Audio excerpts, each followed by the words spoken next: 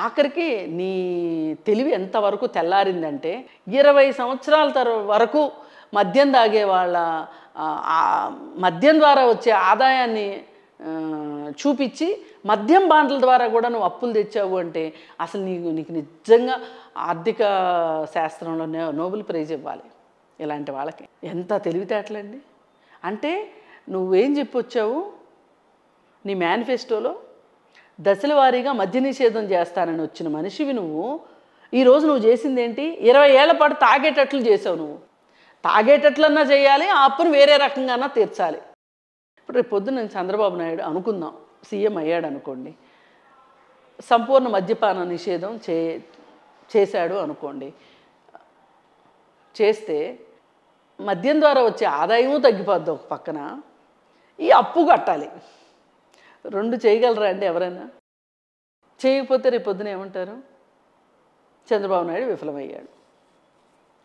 ఉండనే ఉన్నారు కదా కొంతమంది ప్యాకేజీ మేధావులు ఉన్నారు కదా, వాళ్ళు ఇదే మాట అంటారు. మరి ప్యాకేజీ మేధావులు ఈ మాట ఎందుకు మాట్లాడట్లేదు, ఈ విషయం గురించి ఎందుకు మాట్లాడట్లేదో నాకు అర్థం కావట్లా. అసలు 20 ఏళ్ళకి మద్యం మీద ఆదాయం మీద బాండ్లు కుదవబెట్టి డబ్బులు ఎందుకు తెచ్చావు అని అడగట్లేదు ఈ మేధావులు. ఏది ఏమైనప్పటికీ వ్యవస్థల్ని తనకు అనుగుణంగా మేనేజ్ చేయడం వల్లనే, మేనేజ్ చేయడం మాత్రమే, మేనేజ్ కూడా అనకూడదు, మ్యానిపులేట్ చేసి మాత్రమే పరిపాలన చేశాడు తప్పితే ప్రజారంజకమైన పరిపాలన కానే కాదు. రాష్ట్రాన్ని ఆర్థిక పరిపుష్టి చేసే విషయంగా కూడా ఏ విధమైన చర్యలు చేపట్టలేదు అని అనడం మట్టుకు అసలు ఏమాత్రం అతిశయోక్తి లేదు దీనిలో. ఇటీవల ముగిసిన పోలింగ్లో ఓటర్లు ఒక డెసిషన్ తీసుకొని ఓటు వేయడానికి సాధ్యపడిన కీలక అంశాలు ఏమై ఉంటాయని మీరు భావిస్తున్నారు? నెవర్ ఎండింగ్ ఇష్యూ అండి అది. రగులుతూనే ఉన్న విషయం ఏంటి అంటే రాజధాని లేదు అనేది. అమరావతి రైతులు ఒక పెద్ద అగ్నిపర్వతం అది. ఆ అగ్నిపర్వతం నుంచి లావా వస్తూనే ఉంది, అది ఒకటి. రెండోది పోలవరం విషయం ఒకటి. మూడోది వైజాగ్ స్టీల్ ప్లాంట్ విషయంలో ఒక్క తీర్మానం చేసి పెట్టమంటే శాసనసభలో తీర్మానం చేసి అది పార్లమెంటుకు పంపమంటే పంపల, కేంద్ర ప్రభుత్వానికి పంపమంటే పంపల, అదొకటి. పైగా ఈ 22 మంది ఎంపీలు గెలిచి కూడా ఏ రోజు పార్లమెంట్లో ఆంధ్రప్రదేశ్ గురించి పెద్దగా మాట్లాడలేదు.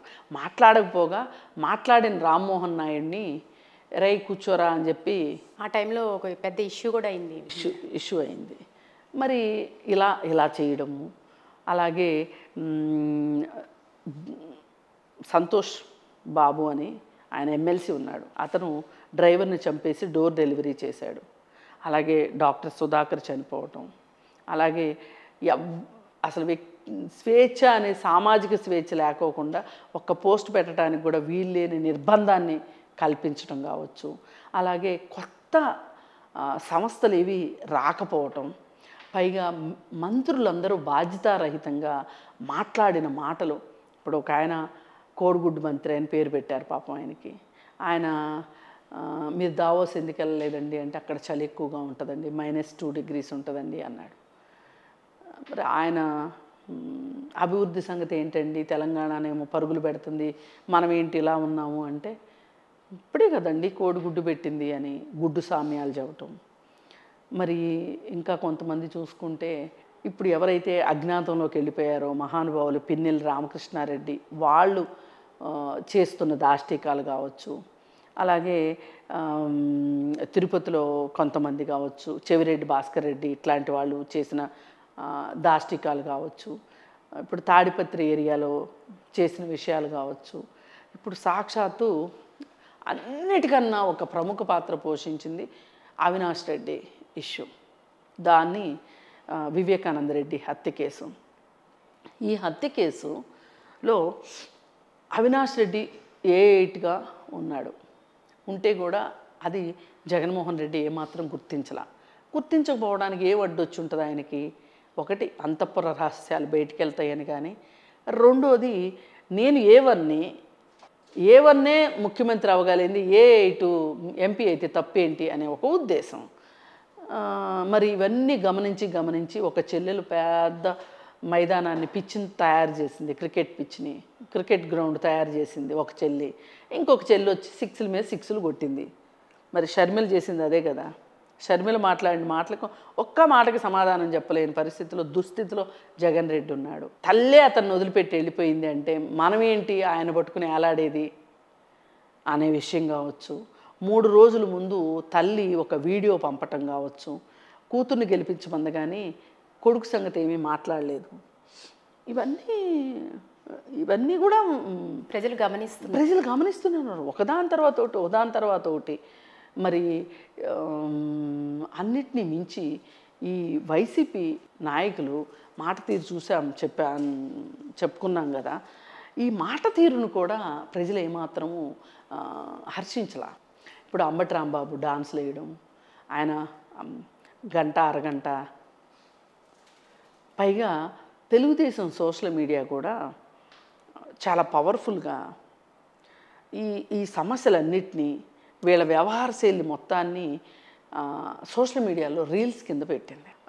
చిన్న చిన్న స్కిట్ల రూపంలో ఇలా ఒక రకంగా చాలా ప్రభావవంతంగా పనిచేసిందని చెప్పొచ్చు Telugu Desam party social media team.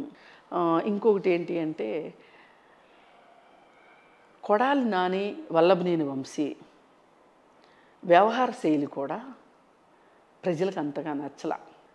భువనేశ్వర్ని అన్నారు అనే మాట, చంద్రబాబు నాయుడు అరెస్టు సందర్భంగా, అరెస్టు చేయడమే అక్రమం అయితే ఆ అరెస్టు సందర్భంగా ఎవరెవరు ఎలా స్పందించారు అనేది కూడా చాలా పెద్ద విషయంగా ఉంది.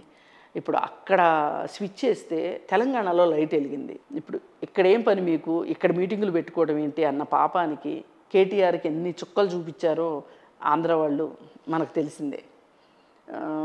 ఇప్పుడు ఐటీ వాళ్ళు పనిగట్టుకొని ఆంధ్రాకి వెళ్ళి చంద్రబాబు నాయుడు ఘట్టం తర్వాతే చాలామంది ఐటీ పీపుల్ ఆంధ్రాలో ఓట్లు, ఇక్కడ ఓటు ఉంటే క్యాన్సిల్ చేసుకుని అక్కడ ఓటు ఆప్షన్ తీసుకున్నారు, కొత్తగా ఓట్లు చేర్పించుకున్నారు. అందుకే ఇంతమంది వెళ్ళారు ఇక్కడి నుంచి అక్కడికి.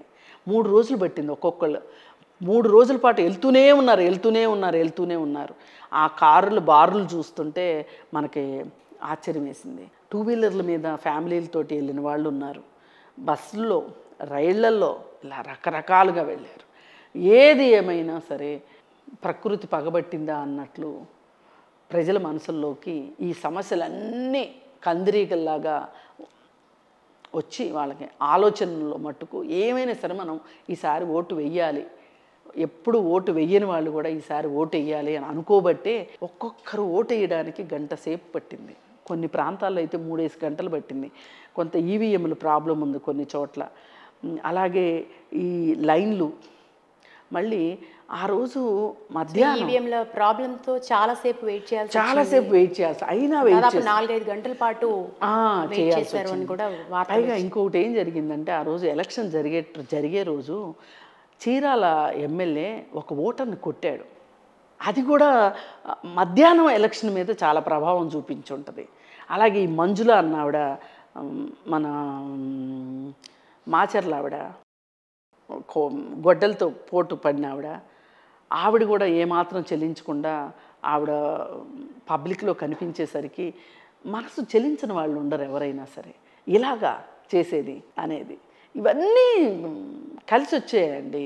ప్రజలు కూడా ఇక మనం ఆలోచించాల్సిందే అనే పరిస్థితిలోకి, అంటే పెరుగుట విరుగుట కొరకే అన్నట్లు వైసీపీ పార్టీ చేసిన పనులన్నీ కూడా వాళ్ళకే ఎదురొచ్చిన పరిస్థితి వచ్చింది.